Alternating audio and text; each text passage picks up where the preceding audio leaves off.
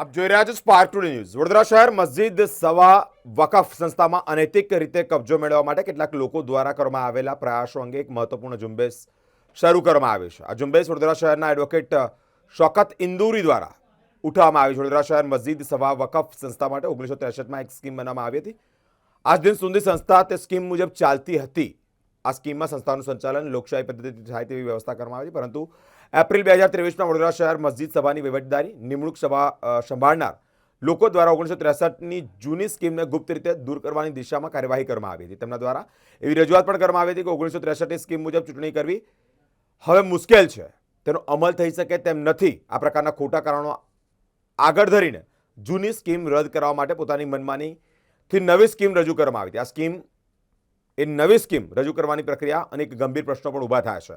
ખાસ કરીને જે બેઠકમાં નવી સ્કીમ અંગે કાર્યવાહી કરવામાં આવી હતી તેમાં માત્ર 5 લોકોની એક પેનલ બનાવવામાં જોગવાઈ પણ કરવામાં આવી અને આ પેનલ નક્કી કરે કે વડોદરા શહેર મસ્જિદ સભામાં કોણ ટ્રસ્ટી બનશે અને કોણ નહીં। આ વ્યવસ્થા સંસ્થામાં વર્ષોથી ચાલી આવતી હોય ત્યારે લોકશાહી પદ્ધતિ તદ્દન વિપરીત હતી અને તે જ અંતર્ગત આજે મુદ્દો ઉઠ્યો છે કે આ કોના દ્વારા આ સંસ્થામાં કોઈ વ્યક્તિ કે મર્યાદિત જૂથની મિલકત નથી। વડોદરા શહેરના સમગ્ર મુસ્લિમ સમાજની આ મહત્વપૂર્ણ વકફ સંસ્થાનું સંચાલન પારદર્શક અને લોકશાહી પદ્ધતિથી થવું જોઈએ અને આ સંદર્ભે વિશેષ શૌકત ઇન્દુરી જેવા એડવોકેટ છે તેઓએ વિશેષ માહિતી આપી છે। આજે અહીંયામાં વડોદરા શહેર મસ્જિદ સભા કે બહુ ઐતિહાસિક એક વકફ સંસ્થા છે, જે વડોદરાના જે બુઝુર્ગો હતા એમણે બહુ ખંત અને મહેનતથી બનાવેલી અને આ વકફ સંસ્થામાં ઘણી બધી પ્રાઇમ લોકેશન પર પ્રોપર્ટી આવેલી છે, મસ્જિદો આવેલી છે અને એની સ્થાપના કરવામાં આવી હતી। હવે હાલમાં જે છે આ વડોદરા શહેર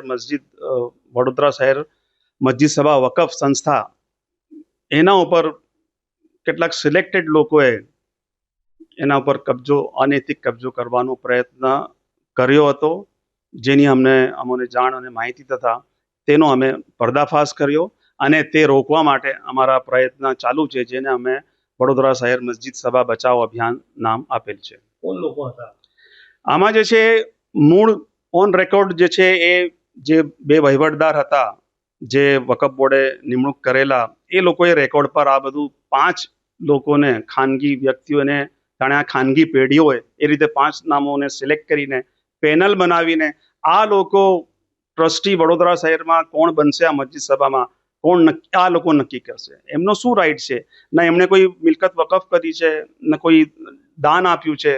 આ તો જે લોકોએ દાન આપ્યું છે એ લોકોએ નક્કી કર્યું છે કે આખા વડોદરા શહેરને આમાં પ્રતિનિધિ મળવું જોઈએ। તો આ શું કરવા ઈચ્છતા હતા? એટલે 5 લોકોની જે એક સભા કરી એટલે શું ઈચ્છતા હતા? આમાં આ ઈચ્છતા હતા કે ભાઈ અત્યારે આજે વડોદરા શહેરનું પ્રતિનિધિ મંડળ છે એ નાબૂદ થઈ જાય અને આ 5 લોકો જે લોકોને નિમે 7 કે 15 લોકોને એ 15 વર્ષ સુધી ટ્રસ્ટી બનીને રહે, એટલે કબજો થઈ ગયો ને, અને પછી બીજા આ જ લોકો પછી મુતવલ્લીની નિમણૂક કરે તો બીજા 15 વર્ષ તો વડોદરાના લોકોનું આમાં નામશેષ થઈ જાય અને ખાનગી પેઢી બની જાય, એવી આ પ્રયત્ન હતી। એ આખા ડોક્યુમેન્ટ ઉપરથી દેખાઈ આવે છે, જણાય આવે છે। તમે આ પ્રયત્ન તેઓનો ફેલ કર્યું છે, શું માંગ છે તમારી અને કયા લોકોના શું નામ છે? હા, આમાં જે છે ને, અમે ગુજરાત રાજ્ય વકફ બોર્ડના જે ચેરમેન છે એમને પણ રજૂઆત કરી હતી અને ત્યાંથી અમને બહુ સારો પ્રતિભાવ મળ્યો છે અને એમણે પૂરેપૂરું આશ્વાસન આપ્યું છે કે આવી રીતે કોઈ જો સ્કીમ એમણે રજૂ કરી હશે તે કોઈ દિવસ એ મંજૂર અમે નહીં કરીશું। અને આમાં જે 5 લોકોમાં ઘણા એવા નામો છે કે જે એક જ વ્યક્તિની આસપાસ આખું જે છે એ ફરતું હતું। આમાં મૂળ જે છે જે વહીવટદાર ગયા છે અહીંયા, અને એમાં ખાસ કરીને જે MESના જે અત્યારે એડમિનિસ્ટ્રેટર છે અને પૂર્વ પ્રિન્સિપલ મોહમ્મદ હુસૈન મલેક સર, એમણે એક બહુ મોટો જે છે રોલ આમાં કરેલ છે। તમે આ જે વડોદરા સીમિત છે કે સમગ્ર ગુજરાત માટે આ લડત તમારી? આ અત્યારે તો સ્પેસિફિક વડોદરા શહેર મસ્જિદ સભા માટે છે અને આખા ગુજરાતમાં પણ આપણે આ વકફ બચાવ અંતર્ગત કામ કરીએ છીએ। વડોદરાની કેટલી મસ્જિદ વકફના અંદર કેટલી પ્રોપર્ટીઓ છે? આ જે વડોદરા શહેર મસ્જિદ સભા જે છે એમાં 8 મસ્જિદો છે અને 150 થી વધારે આમાં પ્રાઇમ લોકેશનની મિલકતો છે। જેમાં જે 5 વ્યક્તિઓ બનાવી નાખ્યા એ લોકોના અંડરમાં બધી વસ્તુ આ જે સ્કીમ જે એમણે રજૂ કરી અને આ જે નામો જે એમણે પસંદ કરેલા 5 લોકો અને જો અપોઇન્ટ કરી લેતા તો પછી એમના અંડરમાં બધું આવી જતું। આ શું સ્કીમ શું હતી ને શું એ લોકો શું કરતા હતા? એટલે આમાં શું છે કે જે સ્કીમમાં એવું છે કે ભાઈ આખા વડોદરા શહેરના લોકો આમાંથી ટ્રસ્ટી બની શકે એવી પ્રાવધાન આપેલું છે, પણ અત્યારે જે આખી એક ગુપ્ત રીતે આખી જે ષડયંત્ર ચાલ્યું એમાં એવી રીતે કર્યું કે આ 5 લોકો જે છે 7-8 લોકો એમના જે માનીતા લોકો છે એમને સિલેક્ટ કરીને એ ટ્રસ્ટી બનાવી દેતા અને 15 વર્ષ સુધી એ ટ્રસ્ટી બનીને રહેતા.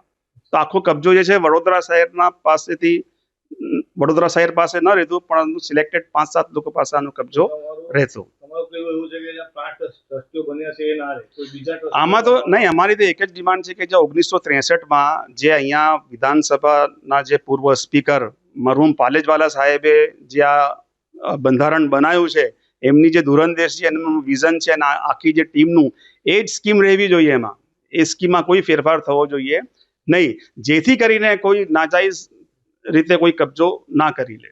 નવી સ્કીમમાં ચાન્સીસ છે કે ભાઈ કોઈ પણ આમાં જે છે એ અનૈતિક રીતે કબજો જમાવીને બેસી શકે છે. હાલ જે ચાલી રહ્યું છે ઇલેક્શન થાય તો તમે એમાં ઈચ્છા ધરાવો છો? આખી આ જે સ્કીમ આમાં જે છે વડોદરા શહેરના જે લોકો છે એના પ્રતિનિધિ તરીકે એમાં સામેલ થઈ શકે છે અને જરૂર એમાં હું પણ સામેલ, જે લોકશાહી અને ડેમોક્રેટિક જે એમાં સિસ્ટમ આપેલી છે એમાં હું પણ પોતે સામેલ થઈશ.